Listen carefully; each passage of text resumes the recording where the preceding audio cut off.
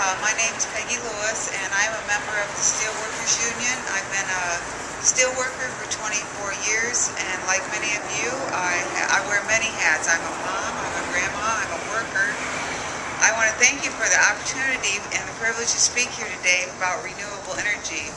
First and foremost, it means jobs. The current unemployment rate in the United States is 9.6%. We have all been hard hit by this recession, especially the working class. My hope is that clean energy will help to revitalize our economy by promoting and creating jobs in many sectors of our communities. These jobs should pay a good wage with benefits. We need these good wages for families so that we can build strong communities that grow and thrive. Renewable energy promotes jobs in business, education, and in technology. It promotes a good environment for us and for future generations. We have the opportunity to advance the economy, to advance the working class, and to better our environment. I urge you to support clean energy legislation.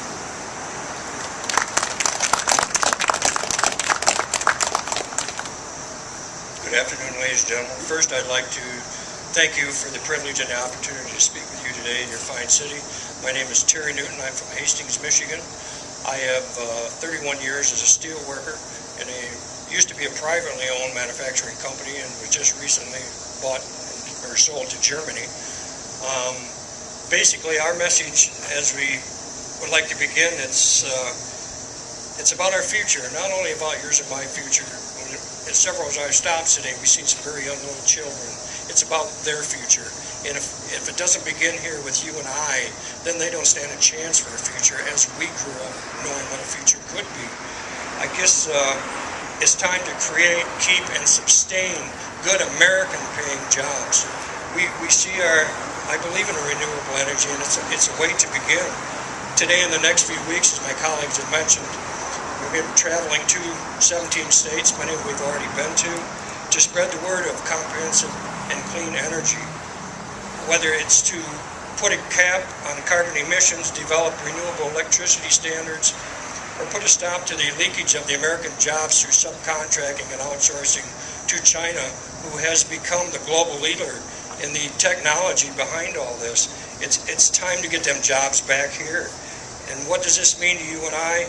Simply put, it will create good American jobs. Again, there's almost 2 million jobs here available to us. It's sad when we have the technology, we have the brains and the brawn to do this, but yet our senators are letting this happen overseas. We need to get them jobs back here, whether they're steel workers building wind turbines, whether they're teachers teaching our young children how to be energy free and create new jobs, whether it's transit operators moving our people from town to town. It's time to tell our senators we're not just going to stand here anymore. America's going to step forward and we will succeed. Thank you.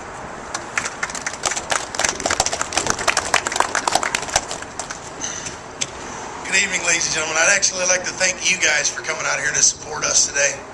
My name is Gerald Nicholson. I'm the president of the local 86114 CG Power Systems in Washington, Missouri.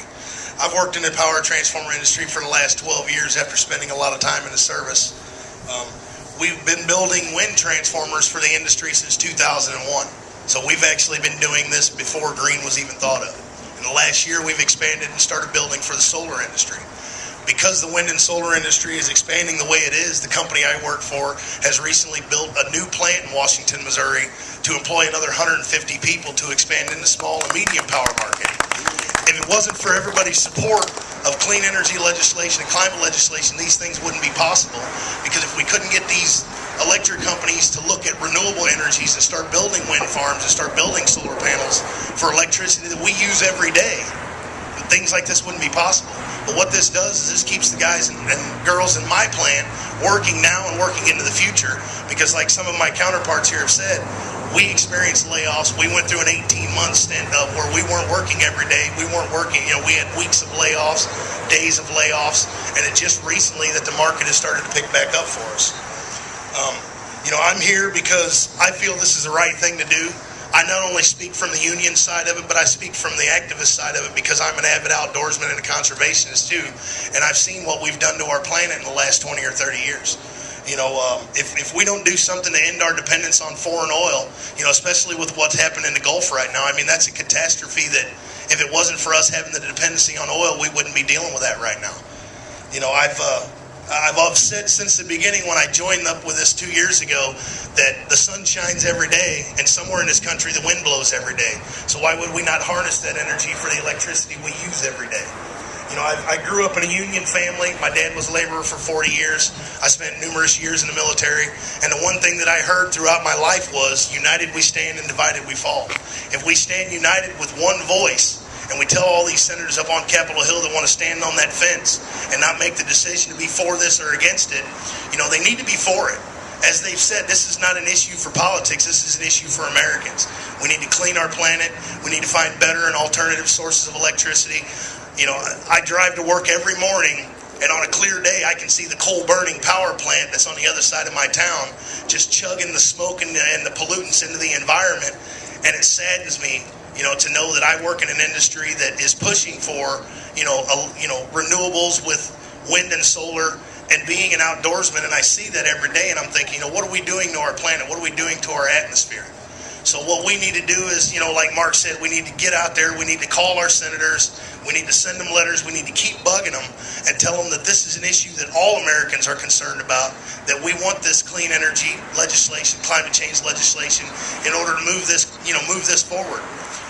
Countries like China and India are spending $1 million a day to work on technology for wind and solar, which saddens me because the wind and solar technology was developed right here in the United States.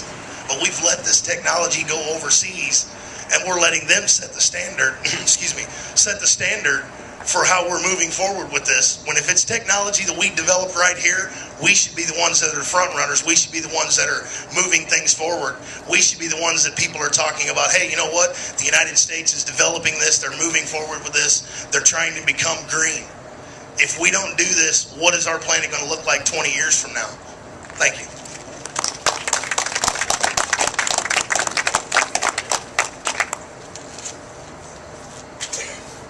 I'd like to end this here with a thank you from myself, my local 7703, local 7-706 here in Shelby, Indianapolis, and District 7. We appreciate you guys riding the bus. We appreciate our brothers, the environmentalists, standing with us on this. These jobs are important. Free trade isn't free, and we need fair trade, and we need decent environmental laws, and that's why we're all here supporting this piece of hoping for a piece of legislation that will actually get where we need to be.